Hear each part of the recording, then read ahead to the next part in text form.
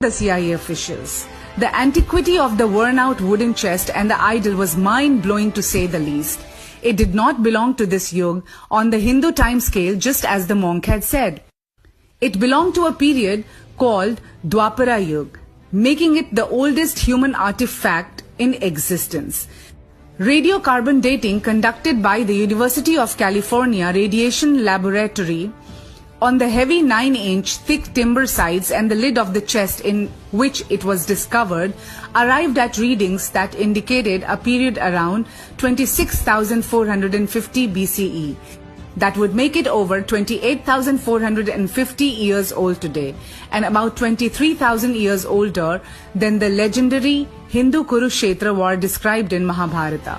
The tests conducted by experts concluded that it was the oldest Hindu idol in existence. None of the known ancient excavated civilizations of history, Egyptian, Mesopotamian, or Indus Valley existed before 6,000 years ago.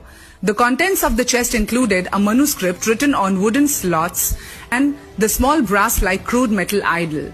The old pre-Rigvedic Sanskrit type manuscript was translated by the CIA with difficulty. In fact, it took 2 long years to decipher, employing experts, including some Indian and Nepalese. They concluded that the language belonged to the proto-historic period of Hinduism, when it was thought no language existed and that the Vedas were being passed down orally.